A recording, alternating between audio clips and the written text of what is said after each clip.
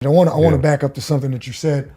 You said that Marjorie was flying to Lewisburg to come see you. That's Marjorie Harvey. That's Steve Harvey's current wife. Yeah. Yes, my ex-wife. That's right. Yeah. You two have children together. Yeah, we have two. We have 2 children, 2 kids.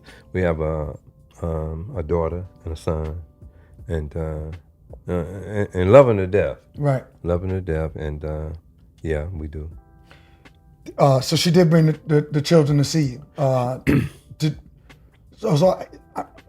And I commend her for that because, like you said, you were so far outside of the 500-mile radius. Yeah. Obviously not easy for a mother of 2 children to make that trip back and forth, to go in there, to visit a loved one in prison. But she did bring them. How often did she bring you? How often were you, fortunate enough to have your children come see you? You know what, E? I'm glad you brought that to the floor, because when you really look at it, a lot of people thought or whatever, that I wrote this book, in order to throw Marjorie under the bus. Right. It's about hating. One thing, anybody that know me, I'm never a hater. I was never a hater. It was all about trying to escalate you or bring you up with me, you know what I'm saying, in the game or whatever I was doing in life. But I would never, and I tell people, and even when I do the interviews, I want to make that perfectly clear. Right. There was no way I would throw the mother of my kids under the bus. You know Right. what I'm saying? And not only that, I mean, my partner in crime, I'm just keeping it real. And that's what it's all about. That's why you're here. Yeah. I keep using that word when I had to do my interviews, transparent. I ain't gonna hold nothing back, I'm gonna keep it real. And it was, she did. She brought those kids to see me. I'm gonna give her those kind of accolades because she did that for 20 years. She brought those kids to see me, my 2 kids, you see. And like I said, all the way up in Lewisburg, she got a plane there and had to travel another 100 miles to bring her. So she was very dedicated. And I give her that. You see what I'm saying? And but people ask me now, well, why am I? And that's a sticky situation. And then again, it's not E. Why I'm just saying the things and bringing everything to the floor is because during this time, and I think we talked about it, and follow me, y'all, we was talking about doing the 3-series book. But the 3rd book was supposed to be about post-prison, after I got out of prison. And so the things, that's what I'm saying, it was so traumatic getting out of prison. Right. So Marjorie, for 20 years, so she totally flipped the script on me. Wow. How so? She was married a second time to her. Everybody think Lori Harvey is my child. Let me set the record straight, because in my book it says Jimmy Townsend, the untold story. So let me tell y'all the true story about that. Lori Harvey is not my daughter. A lot of people think that she is. Okay. That's a guy named Donnell Woods, my daughter, who was in the game. But Marjorie, she just went totally crazy after she married Steve Harvey. Wow. And that's the only reason I'm just blowing it. And it's not throwing on the bus. I'm saying that I'm holding you accountable. You speaking it plain. I'm speaking plainly, because that's the only thing that, even when, I saved her from going to prison. Wow. And that's how I got into a lot of this life sentence and stuff. But it was cool. That was cool. I did that. And if I had to, and I tell everybody, if I had to do it again, I would do it again, because my baby Morgan was 5 years old, and she was 8 months pregnant with my son, Jason. So if I had to do whatever I did to keep her from going to prison, I would have done it, and I would do it over again. Wow. So that's why I never said anything. I've been out of prison 6 years going on 7. My book has been written. I wrote my book in prison. Incredible. But my book wasn't about writing it and talking about what me and Marjorie Bridges Harvey did. Actually, Marjorie Bridges Townsend Harvey did. Right. You see what I'm saying? I wanted my story to be about, I came out of prison, bonded with my family. And I tried to bond with Marjorie only with a friend, as a friend, because we done went on with our life. Right.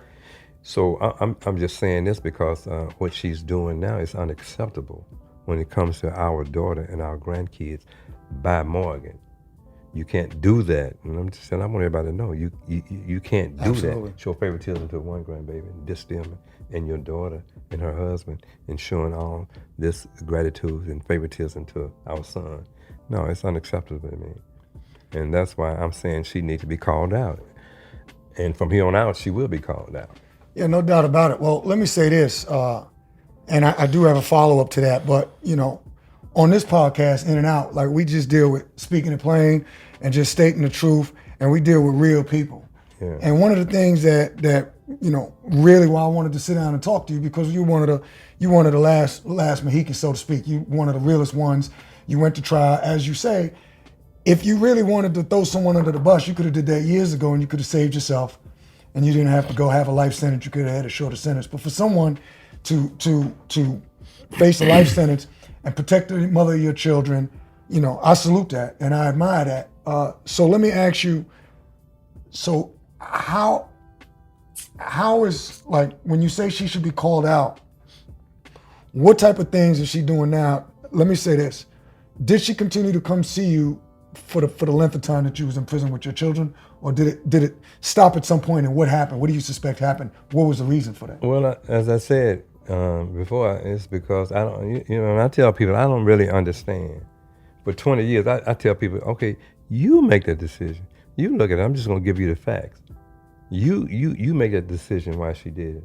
I'm telling you, for 20 years, the woman was faithful as a friend.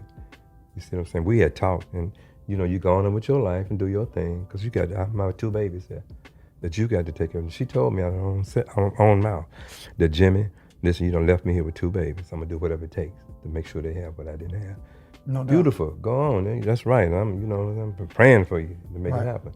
So my thing is, and she did that. I'm saying for 20 years. Like I said, I'm laying it out. Y'all make that decision. Y'all determine what's right and what's wrong. I'm telling you what she did. I'm telling you, for 20 years, the woman was faithful, and I'm giving her all kind of accolades for that. But I'm saying after, and even your second marriage, you were still a faithful friend. I could call you anytime, day or night, and you're going to answer that phone, and we're going to chat as friends. And that's real. That's real. That's keeping it real. Just like I kept it real. I'm keeping you from going to prison. I kept it real. I was true to the game. That's what it was. You know what I'm saying? So my thing is that after you married Steve, I talked to you 3 days before you married Steve Harvey, and we was talking as friends, as the mother of our kids.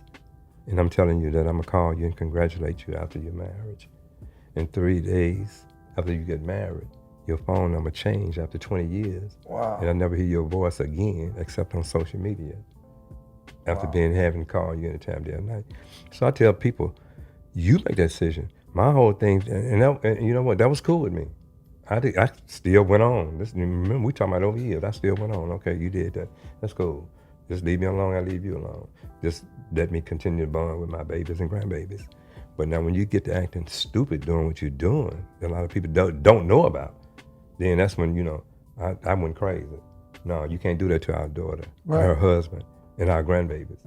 No, that ain't gonna happen. Because whatever, I'm gonna use social media to call you out because you need to be called out. You see what I'm saying? So I want everybody, don't never think it's about hatred or hater or whatever you might think. I'm telling you now, truly what it's about.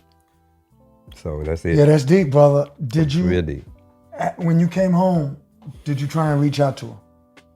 No, there was no way you can reach out to her because she's in her little castle now where, you know what I'm saying, that you can't, you can't reach her in her castle because, and I'm saying that from a mind perspective. Right. She have forgotten where she came from. You got to understand, Marjorie came from South Memphis, which is the ghetto part of Memphis, half of 2 blocks from the Lamont Garden projects where I was raised up in. You know what I'm saying? So you don't forget where you're coming from. And my crazy thing about it, and I'm calling it out, the crazy thing about it, you your best friend that you grew up with as sisters, you done separated yourself from her. Don't talk to her. I'm busting out. I'm just telling you a lot of things. Right.